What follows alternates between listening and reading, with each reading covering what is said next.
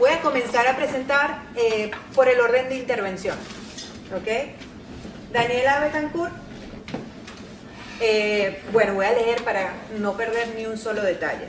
Profesional en literatura por la Universidad de los Andes, en Colombia, con másteres en gestión cultural y en cooperación internacional y políticas públicas para el desarrollo, además de un posgrado de políticas culturales comunitarias, gestora, mentora, emprendedora, consultora cultural. Seguramente a ustedes les suena que muchos de ustedes tienen tantos escritores hoy en día, porque justamente eso es lo que tiene la cultura. Fundadora además de un proyecto hermosísimo que se llama Puente, que es consultora que acompaña a creadoras latinoamericanas. Promueve además la diversidad y la soberanía cultural. Es un proyecto hermosísimo que además hemos tenido la oportunidad de conocer en profundidad. Después Daniel H. Rey. Daniel es comisario, yo prefiero decirle curador. Así que entre entendidos es curador. Programador y desarrollador cultural.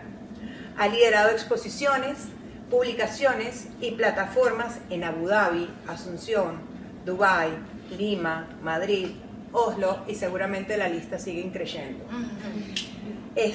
Ha colaborado además con el BID, con el Banco Interamericano de Desarrollo, con la Loe Foundation, con Bienales de Venecia.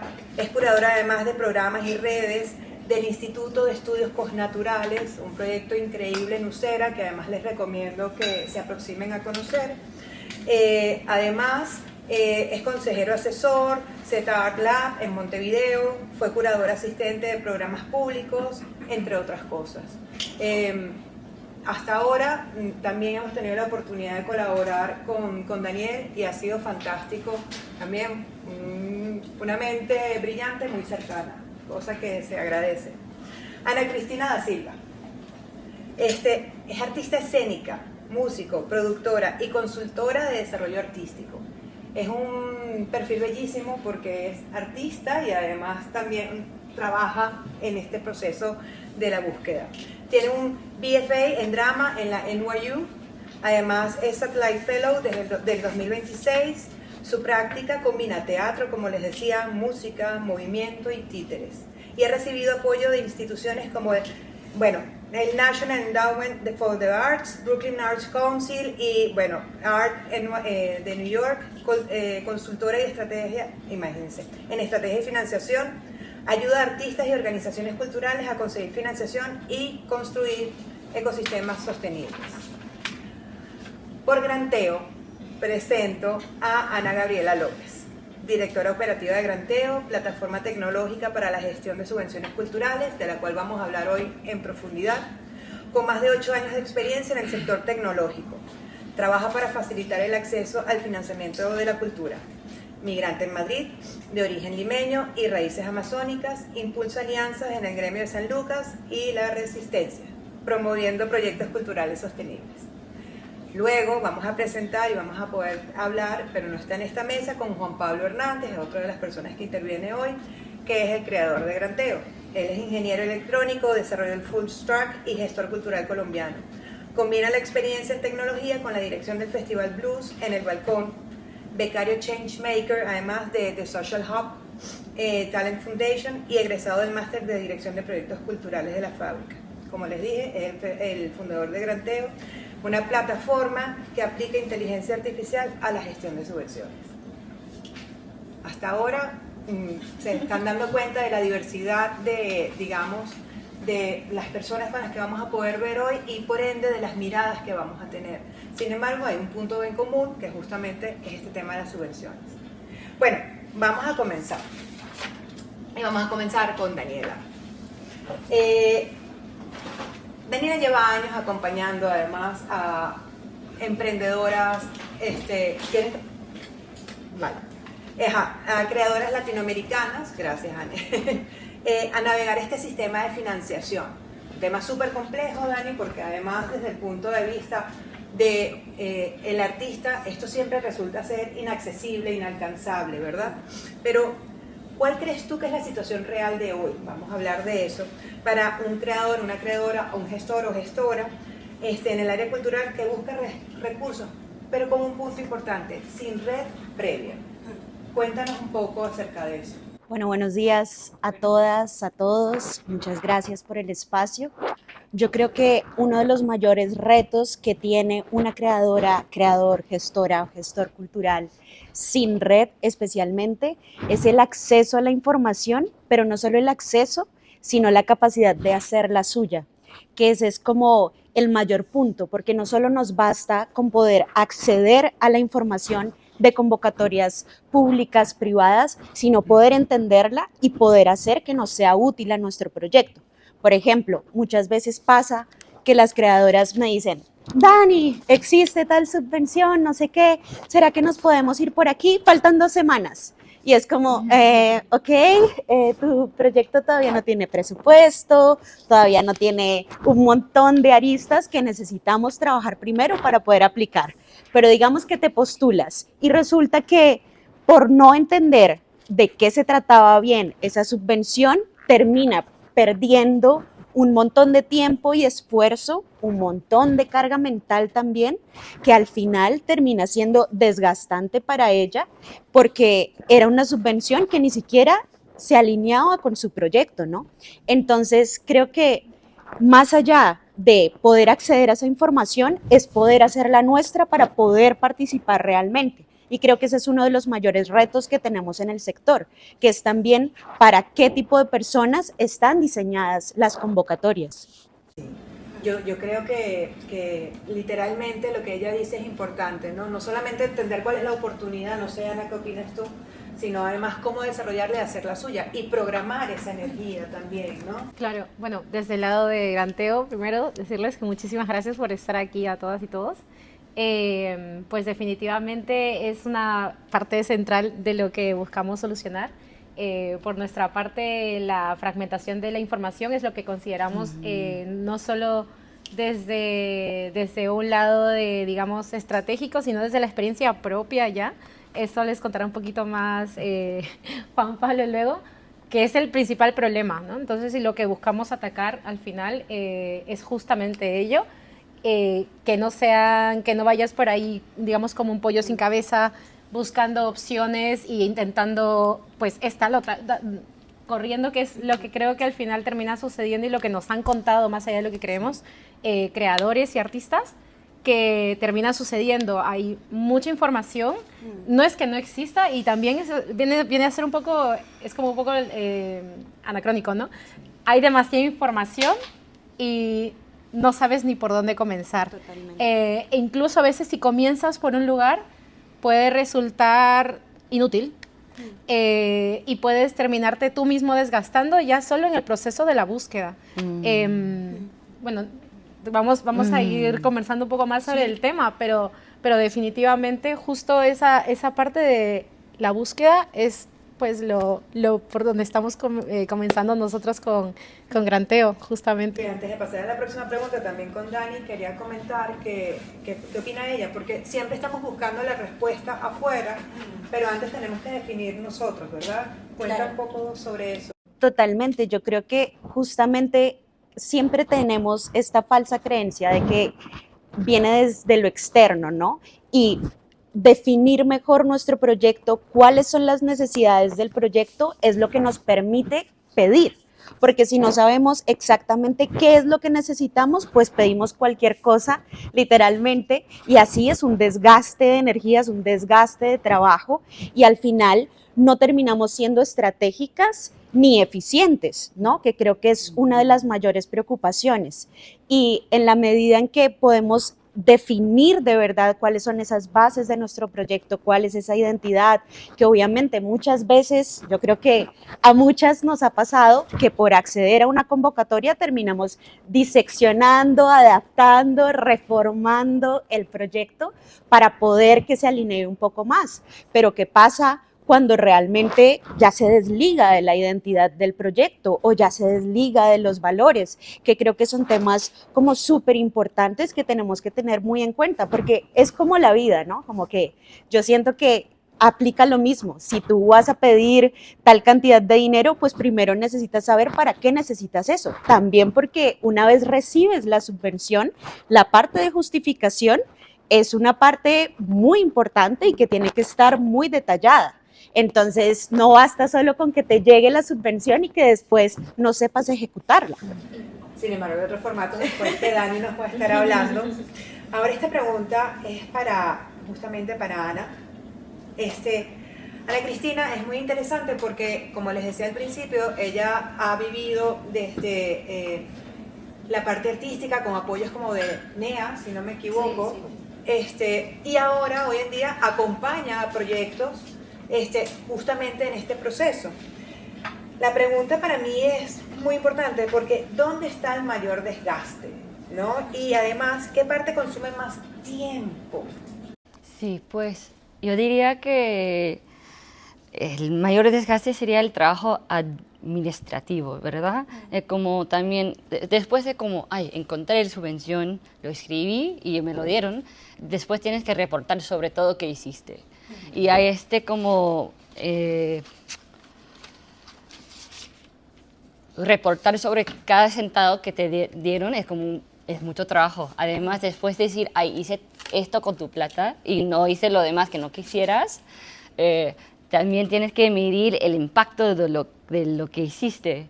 Pero las compañías son muy pequeñas, no tienen la capacidad de decir quién vino a mi evento. Además, si el evento es gratis, ¿cómo vas a saber quién eres, quién vino?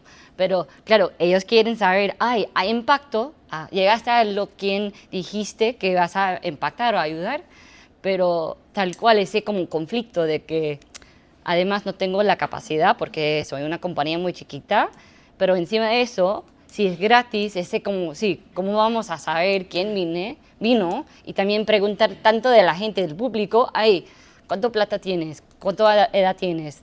¿Cuáles son tus problemas? Todo eso que los fundaciones quieren saber, ¿verdad? Sí. Con razón. Ellos quieren saber, yo te estoy dando este dinero para ayudar a ciertas personas. Pero, no sé, siento que no hay mucha confianza al final en nosotros, en los artistas, en las compañías. Y porque estamos pidiendo ayudas, entonces tienen muchos como reglas encima de eso. Y después nos desayunamos o nos volvemos locos intentando no sé, cómo agarrar todos estos datos. Sí.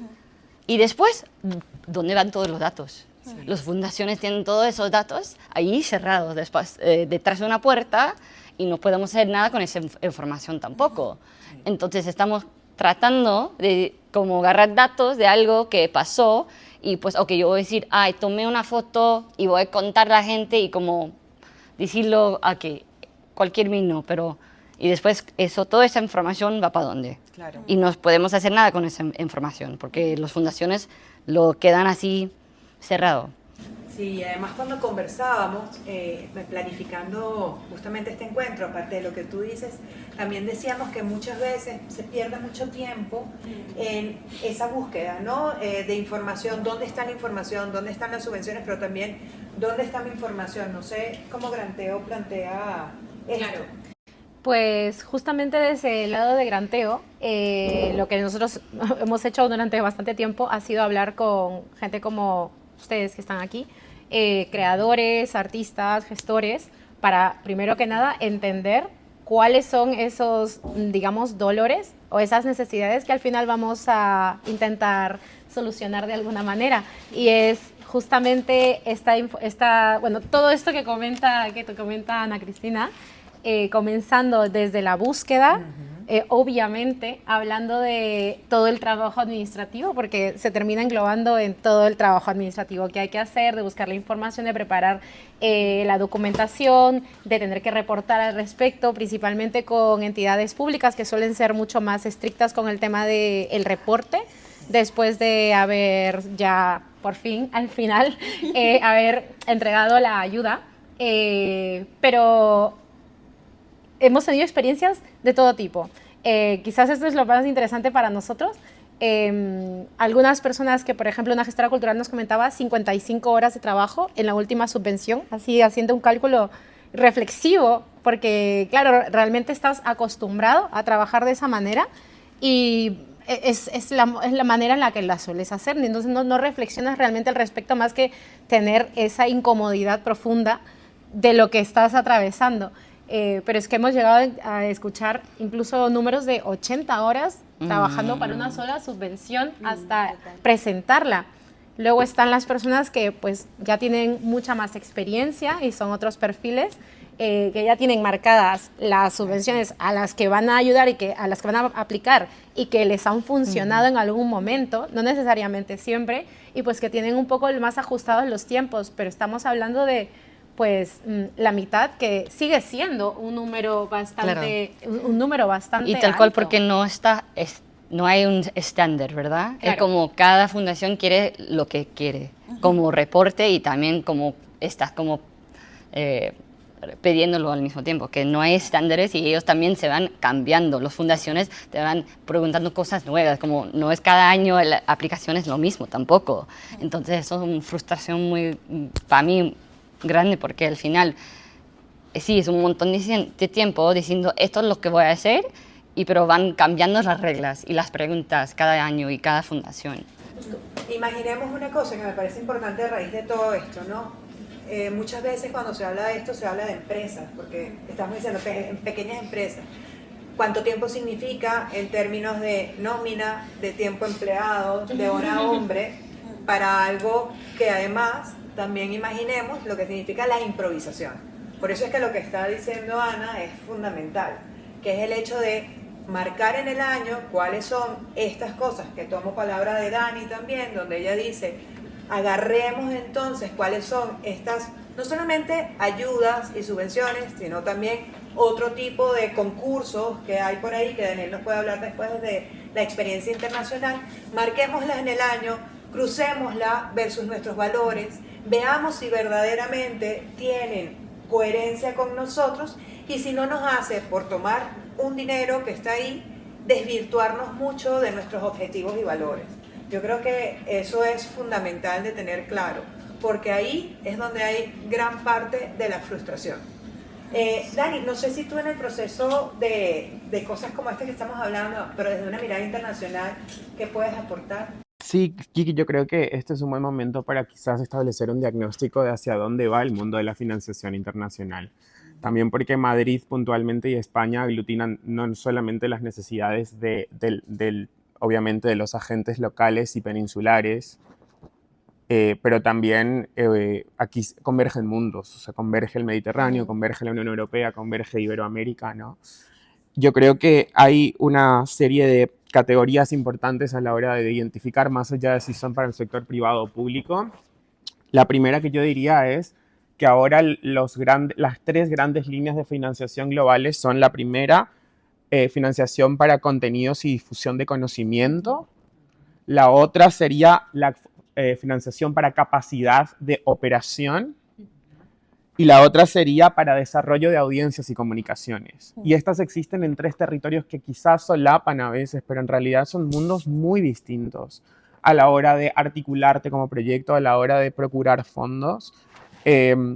Yo creo que también es muy importante pensar que el mundo de la financiación, especialmente financiación para desarrollo de audiencias, o quizás un tip que puedo ir insertando es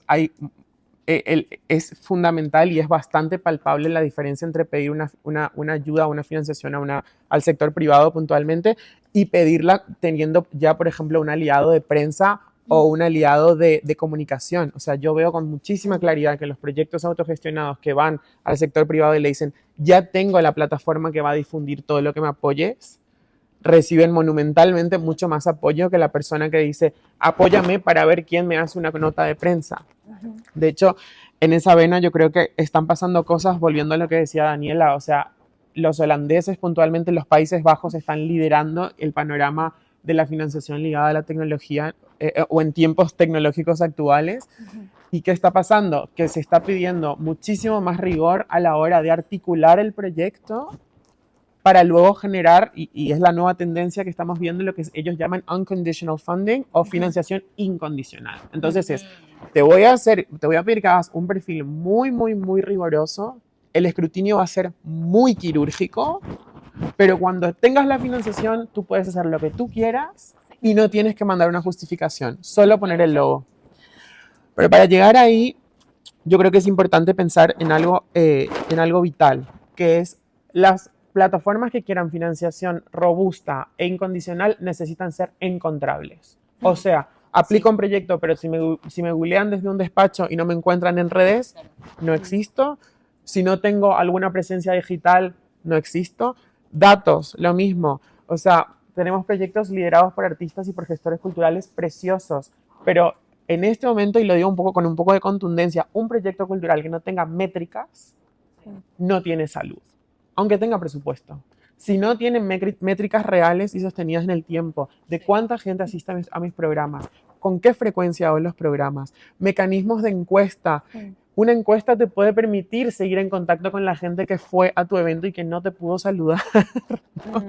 Y yo creo que otra cosa que también estamos viendo, especialmente en momentos de mucho cambio global, quizás, o de un poco de polarización también política en distintas estrategias globales, es el aún más furor de apoyo diplomático. Las embajadas están renovando y ampliando su abanico de financiaciones, tanto a nivel país como a nivel redes de países, ¿no? El conglomerado iberoamericano, lo mediterráneo, por ejemplo, Francia tiene el Fondo Intermediterráneo. Entonces, ¿es el Ministerio de Cultura de Exteriores francés? Sí, pero tú puedes mover a alguien del Líbano a España y de Argelia a Alemania. Entonces, tema diplomático. Otro tema muy importante que yo creo que está emergiendo es la fiscalidad. Entonces, muchas plataformas europeas se están dando cuenta de que en Estados Unidos hay financiaciones enormes y están buscando, que les dejo aquí la herramienta también, generar su equivalente 501c3, 501c3, que es generar su estructura fiscal idéntica en Estados Unidos para que el sector privado de Estados Unidos financie ese proyecto y a esa empresa estadounidense que pague le dan una reducción de impuestos, ¿no? Entonces, estamos viendo que Europa y Sudamérica y el resto de Latinoamérica están generando su equivalente 501c3. Y otra cosa, que también la dejo muy abierta porque les puede interesar, es que también se está permitiendo ahora en contextos europeos que plataformas fuera de Europa, en América Latina, en África, en Asia, aplican a subvenciones europeas con un sponsor fiscal europeo. Entonces, si yo, por ejemplo, tengo una fundación en Paraguay, pero tengo un sponsor fiscal en España que dice que actúa y que avala mi subvención, yo puedo ser receptor de cierto tipo de financiación. Entonces, por ahí están yendo las cosas. Quiero dejar como último tip que las financiaciones no están en Instagram, no están en Google, las financiaciones están en los newsletters. O sea, quiero fondos públicos o privados, me anoto a los newsletters, a los noticiarios de correo electrónico de las instituciones que me interesan. Ahí están las perlas, ahí están los webinars anunciados para esta financiación, por favor, gestores culturales, ¿no? Entonces, y después van a estar en Granteo, que por eso estamos aquí hoy. Pues yo tengo un par de puntualizaciones, me encanta, Dani, de verdad, escucharte. Siempre es un gusto. Tengo dos puntualizaciones. La primera sobre los fondos incondicionales. La financiación incondicional me parece súper relevante y lo comentamos justamente antes de estar aquí con ustedes. Pero claramente, como decía al inicio, hemos hablado con varios actores que están involucrados en todo el tema de financiación cultural. Uno de ellos, justamente, un funder, un financiador, una fundación neerlandesa, justamente. Y pues hablábamos desde su punto de vista sobre todo lo que viene a ser el análisis de las aplicaciones, revisión de los proyectos, pues la valoración muchas veces realizada en ayuda de expertos en el área concreta, pues si estamos hablando de, yo qué sé, literatura, pues gente especializada en, si estamos hablando de, yo qué sé, literatura hispana, pues tiene que ser un experto que además, junto con la persona que se encarga de la gestión de proyectos o la valoración de proyectos en la fundación, un especialista que ayude con esa evaluación, y todo nos parecía efectivamente bastante riguroso. Incluso existiendo opciones, porque este ejemplo concreto nos hablaba de dos modelos de financiación distintos, que eran fondos muy, muy grandes y fondos un poco más pequeños, para los cuales la asignación, hablando de los pequeños, era muy, muy directa, pero aún así pasaba por un escrutinio que reconocían innecesario en muchos casos. Ojo a esto, me pareció súper interesante. Mientras que fondos más grandes, pues asignaciones más amplias, sí que, pues, obviamente tiene más sentido que sean mucho más estrictos. Pero a lo que iba era que cuando llegábamos a la parte del reporting, porque nos parece interesante cómo ustedes hacen para qué información les solicitan a los artistas, tal, y fue como, bueno, no es realmente como lo que más nos preocupa. O sea, no era, en este caso de este fondo, ya sea los fondos más amplios o los más pequeños, no pedían información, no pedían casi información al respecto. También más para la financiación de artistas individuales, yo creo que se está viendo lo que se llamaría la financiación emocional, ¿no? O sea, por ejemplo, ahora está WeTransfer, que es la empresa de enviar archivos, creó una revista que se llama WePresent y ahora crearon una fundación, que se las dejo dicha, que se llama The Supporting Act Foundation, TSAF.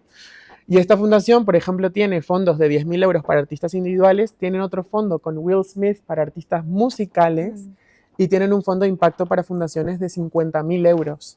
Entonces ahora hay fundaciones argentinas con fiscalidad española, hay fundaciones españolas, hay fundaciones alemanas, etc. Y solo quiero insistir en un punto, y dándote toda la razón, Ana, en un punto que es, igual seas quien seas, es importante tener 3 categorías muy distinguidas en tu narrativa, y las voy a repetir, por favor, y las voy a repetir en ambas lenguas, en castellano y en inglés. ¿Vale? Knowledge building es difusión de contenidos y conocimientos. Knowledge building, KB, knowledge building. La otra, capacity building, que es capacidad y operaciones. No es lo mismo financiar una exposición que un salario, por favor. ¿Vale? Entonces, knowledge building, capacity building. Y la última es la que tenía aquí, de medios, que la podríamos llamar audience development, ¿no? AD, desarrollo de audiencias. Entonces, knowledge building, capacity building y audience development, desarrollo de audiencias, muy importante. Créanme que eso suma puntos, porque aterriza, es el lenguaje común que hay en este medio. Es muy interesante como resumen para pasar a lo próximo y entender que lo que antes era simplemente un ABC, donde realmente como artista, como asociación, como fundación, como el modelo que tuvieses, simplemente aplicabas. Hoy en día se complejiza porque hay muchísima competencia, además hay muchísima demanda, y aunque cada vez hay más fondos y más fundaciones de donde buscar justamente estos apoyos, las reglas van cambiando y actualizándose. Entonces hay que entender que tal vez el trabajo ya no es lineal, sino justamente entender la cooperación, cómo puede establecerse, y por otro lado, que también es muy importante, entender algo. En la empresa privada puede parecer que son más complejos al principio, pero es porque es una empresa privada. Ellos están viendo un plan de negocio y es su lenguaje. Tenemos que entender que el lenguaje privado y el lenguaje público son totalmente diferentes en objetivos, en desarrollo de la propuesta, en justamente esta estructura. Estamos jugando con, digamos, 2 disciplinas totalmente diferentes de aproximación de lenguaje y de estructura mental. Entonces, en ese sentido, también es muy importante decirlo. Voy a seguir con Daniel preguntándole un poco acerca del sistema y su opacidad, que es una cosa que además mencionaba Ana de alguna manera desde otro punto de vista, que es, bueno, sabemos que Daniel ha trabajado con el BID, con la Loeb Foundation, etcétera, etcétera, y para mí, y cuando lo hablábamos, decíamos conjuntamente, estos criterios de evaluación, porque ya estamos pasando, ya hicimos todo el pre, ya nos preparamos, ya hicimos toda la investigación, ya decidimos con cuál, digamos, subvención o financiación o lo que sea abordar, y entonces hemos presentado, pero los criterios son transparentes, son consistentes, ¿sabes? ¿Qué podemos decir al respecto? Hay cosas subjetivas, hay cosas concretas. ¿Qué crees tú? Sí, o sea, yo creo que es muy importante para todas las personas que estamos en esta sala el reunirnos alrededor de una idea, que es la información que yo genero y presento para subvenciones tiene que conducir a la toma de decisiones. No necesito un desarrollo poético de cuando era pequeño en el jardín de mi madre. Eso es precioso, pero créanme que a menos que sea una línea de gancho, no conduce a tomar una decisión. La justificación poética y estética está en los portfolios, está en tu web cuidada con tus textos, pero todo criterio evaluativo, sea yo el Ayuntamiento de Madrid con la subvención para espacios independientes, sea yo una fundación en Europa, sea quien sea, necesito toparme con contenidos que me permitan tomar una decisión. Porque curiosamente, y creo que yo habito en la rara situación de ser un financiado que luego financia artistas, curiosamente, estos criterios de evaluación y cuando uno está en ese rol, no van con la mentalidad de voy a buscar el proyecto más idóneo. Lastimosamente, por el volumen de las cosas, tenemos que entrar en muchas circunstancias, y obviamente lo digo con ciertos cuidados, no es lo mismo una residencia artística que un proyecto empresarial, pero siento que muchas cosas, muchas veces la operación es una función de descarte, lastimosamente. Entonces, y quizás fuerte pensarlo, pero entonces si lo que yo presento es para la toma de decisiones y mucho de eso va a ser primero por chequear unas boxes, como se dice. Pero así es, porque yo también he estado en el otro lado, como leyendo un montón de aplicaciones y al final son boxes, ¿verdad? Sí. Es que yo te pregunté tal cual cosa, pero respondiste a todas las cosas y si no, al final como... es como los bosques. Sí, y creo que aquí también me parece muy importante aportar otra herramienta con lo que dices tú de, Ana, o sea, yo creo que, y esto es algo en lo que yo insisto mucho dando clase del máster también, otra invitación es generar suficiente distancia entre tu identidad y tu vida personal y la estructura vital que permite tu proyecto. Es muy importante generar esa distancia profesional entre quién soy y cómo vivo, y qué identidades tengo y de qué país soy, qué lenguas hablo y a qué colectivos pertenezco y de qué va mi proyecto, porque yo sé cuál es mi proyecto, pero mi audiencia es impredecible en realidad. ¿Y qué pasa el día que no recibo financiación? ¿Me desfinanciaron a mí, a Daniel? ¿Yo estoy desfinanciado? ¿Me afecta personalmente? Claro, entonces, ¿cómo generar la distancia? Mi proyecto no está recibiendo la financiación que recibe, mi proyecto en este momento no puede pagar nóminas, o mi proyecto no tiene la musculatura necesaria para internacionalizarse. No es lo mismo que decir, me quedé sin plata, no me puedo pagar el boleto, no puedo ir a la Bienal, no puedo ir al festival. O sea, yo creo que también mucho de cómo se ejerce la gestión cultural y se procura la financiación existe en un territorio de lenguajes y de estructura.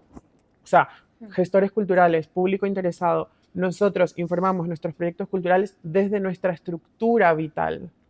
País, fiscalidad, lengua, dinero, contactos. No solo desde nuestra identidad. Porque ¿qué pasa cuando uno ya no puede?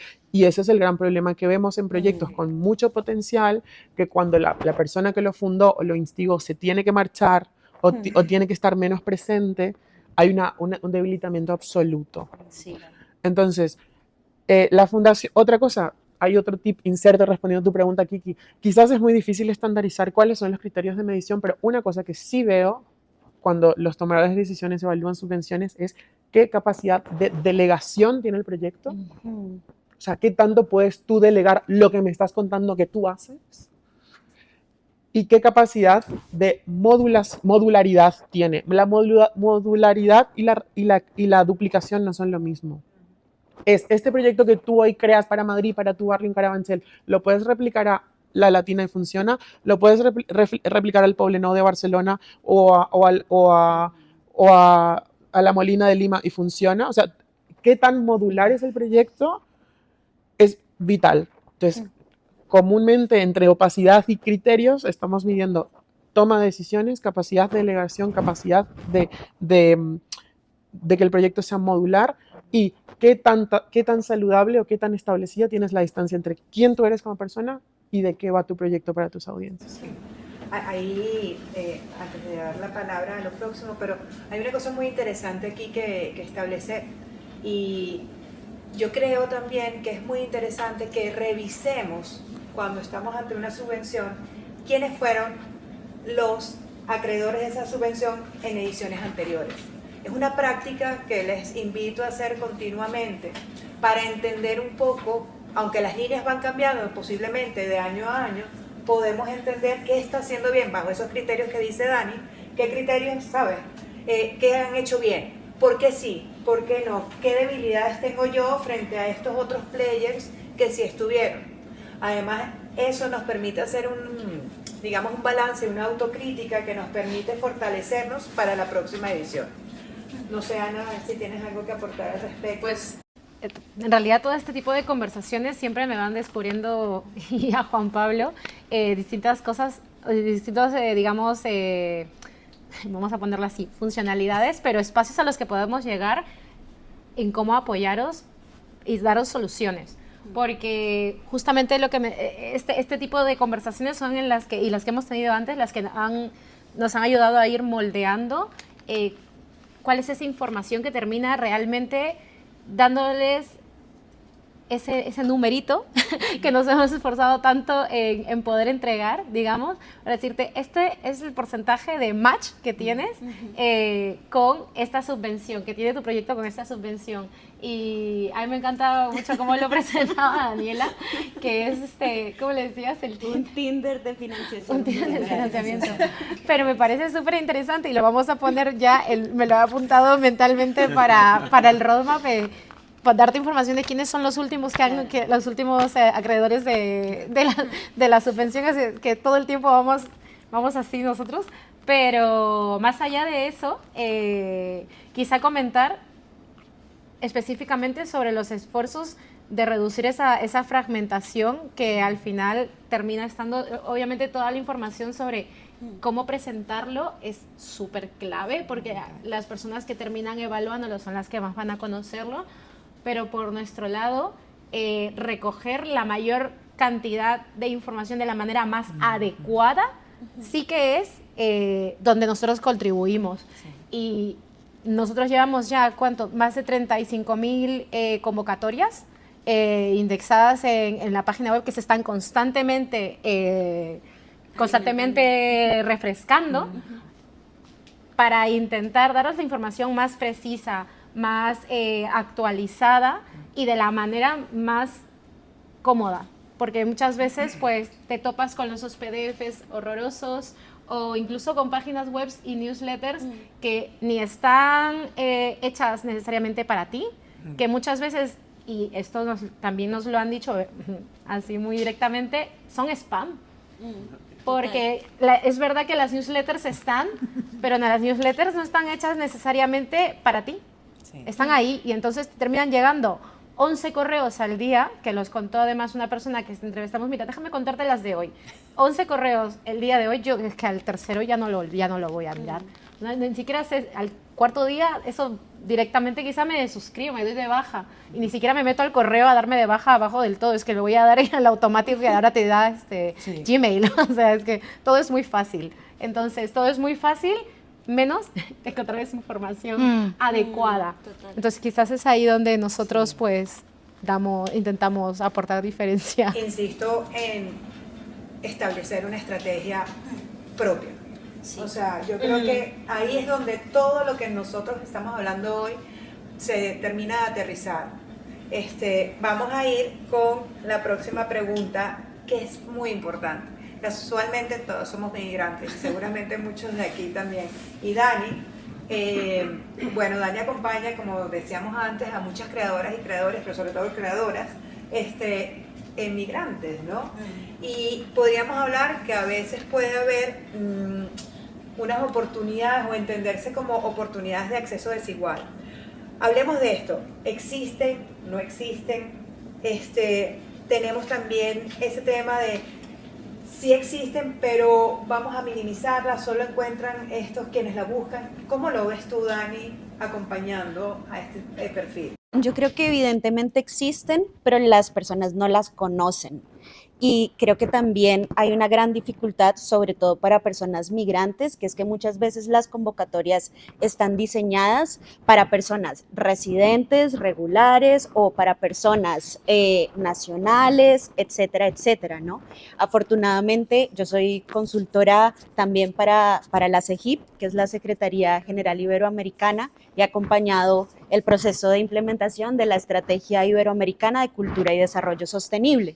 Y en este proceso, la SEGIP, que seguro les suena, acoge todos los programas de cooperación internacional cultural, que son los programas Iber, que es Ibermedia, Ibermúsicas, que son 14 programas, y que incluso tienen programas hasta de videojuegos, que es el último programa de cooperación que se creó, Pero ¿qué pasa con estos programas? Yo creo que, o sea, son el boom para el área, para la región iberoamericana, porque justamente te permiten coproducción, te permiten circulación, te permiten que siempre y cuando tu país haga parte de este programa IBER, tú puedas acceder a estas convocatorias, obviamente siguiendo pues los lineamientos que pida la convocatoria en específico, pero se desconoce, y se desconoce tanto en los países acá e incluso institucionalmente, porque si no es solo, digamos, es mi experiencia de cuando hemos estado en otros países, si no es solo desde el área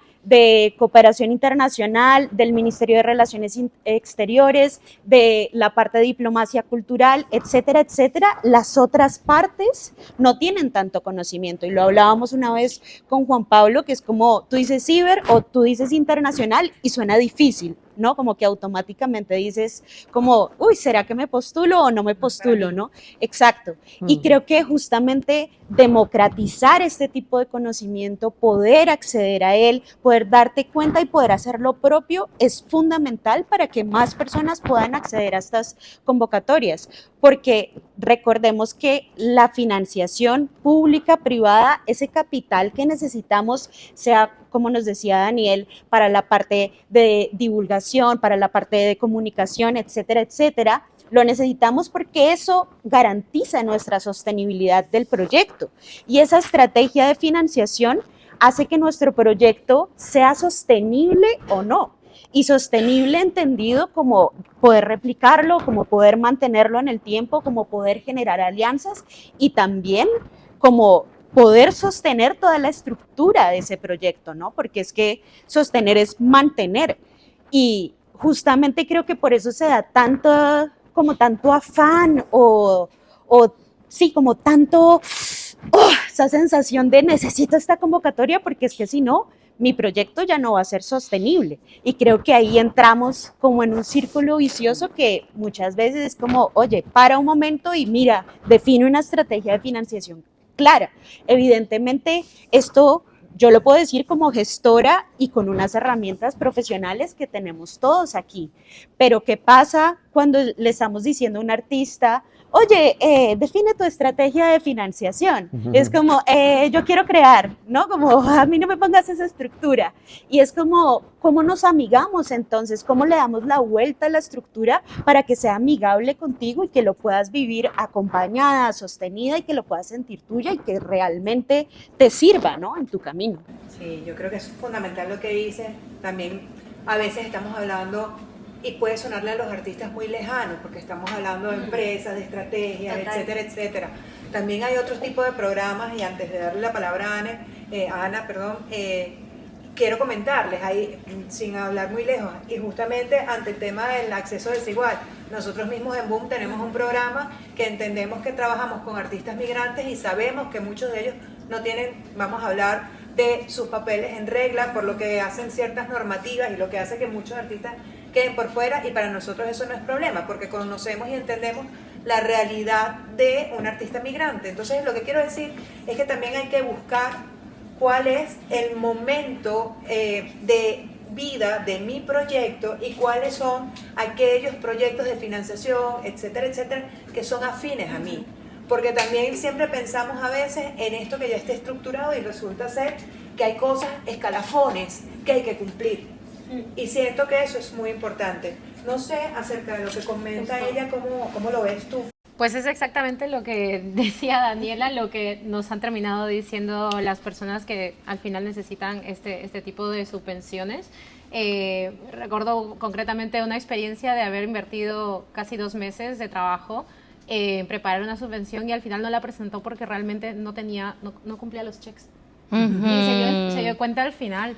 O sea, estas son horas y quiero aterrizarlo a números porque estamos hablando de dinero.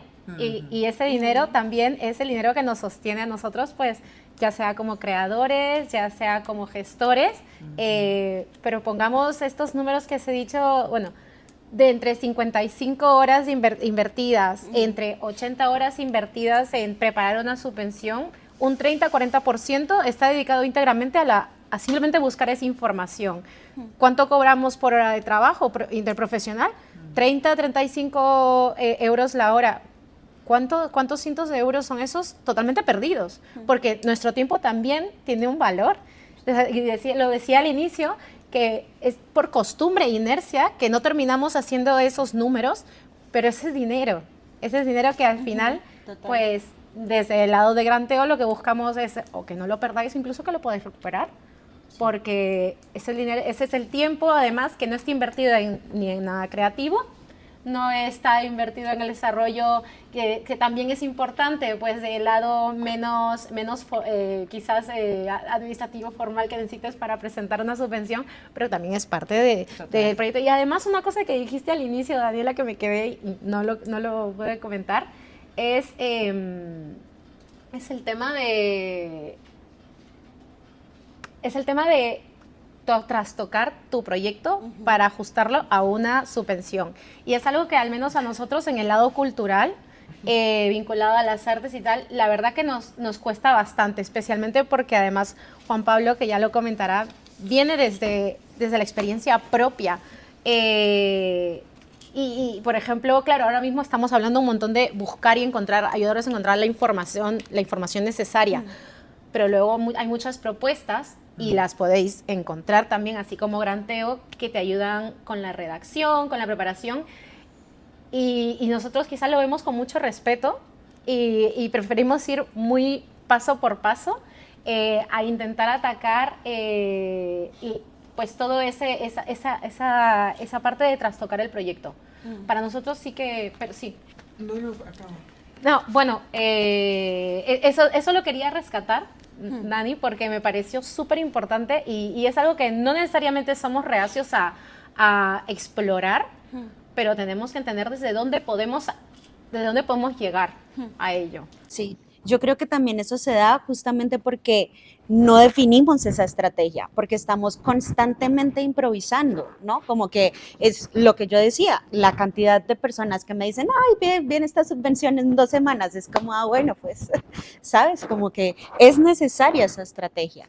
Y creo que también es muy importante que pensemos como migrantes en qué medida nuestra carga mental está sobrepasada, porque es que tenemos que hacer una cantidad de trámites todo el tiempo que te dicen, mira, está este trámite de esta subvención, y es como, ¿sabes? Como que es aún más difícil para una persona migrante ponerse con todo su proyecto a acceder a una subvención.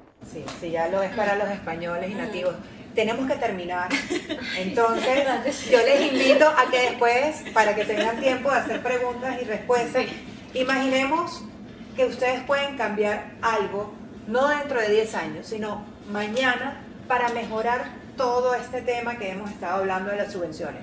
¿Qué sería? Y comienzo de allá hasta acá. Perfecto con lo que iba a decir, que era que lo que yo cambiaría es dotaría al sector, y los invito a todos ustedes a buscar no financiación y no más clientes o audiencias, sino mentores.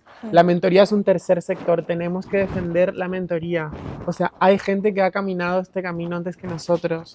Investiguen a qué persona pueden acudir para que sea su mentora o su mentor. La mentoría articula y amortigua mucho de lo que venimos hablando. Gracias, Dani. ¿Cristina? ¿Cómo me acerco? Y yo creo que eso que se pone un poquito de qué hablas, es que más no es más. Tenemos esta sensación que no hay suficiente, entonces tengo que pedir todo lo que hay. Pero con eso me quemé un montón. Y ya como tengo más cuidado cómo me acerco y con qué me alineo, y si no, me voy a gastar mucho mi energía. Entonces, ¿cómo me acerco y cómo pues uso mi energía al final? Yo creo que he insistido mucho en esto y es en democratizar ese conocimiento, que no solo se queden las personas que ya tenemos las herramientas profesionales y que lo podamos hacer propio, sea a través de un acompañamiento con mentorías, un acompañamiento virtual, un acompañamiento en webinars, pero que accedamos a esos acompañamientos, porque si no la gente se queda, bueno, sí, ya sé que esto existe, pero ¿cómo lo hago mío? Muy bien. Ana. Y desde Granteo es lo que venimos planteando. Siempre va a ser lo mismo, que buscar la financiación y presentarte a una financiación concreta no te cueste más tiempo ni dinero que preparar el proyecto. Para cerrar, principalmente yo creo que es estrategia, investigación, entendimiento y determinación de nuestras propias necesidades. Y hay algo muy importante, un proyecto sostenible no depende de otros. Esto solo debe representar un momento y una fase de tu proyecto y un porcentaje de tu proyecto. Si no, no eres sostenible y definitivamente tu proyecto no va a lograr estar aquí dentro de 5 años. Entonces, eso me parece importantísimo de tomar como punto. Vamos entonces a, no sé si hay preguntas antes de cerrar y pasar a Juan Pablo. ¿Ninguna? Lo dejamos para el coffee break. Hemos hablado demasiado. Nos apasiona el tema. Bueno, si no, vamos a darle paso entonces a Juan Pablo y muchísimas gracias a los cuatro.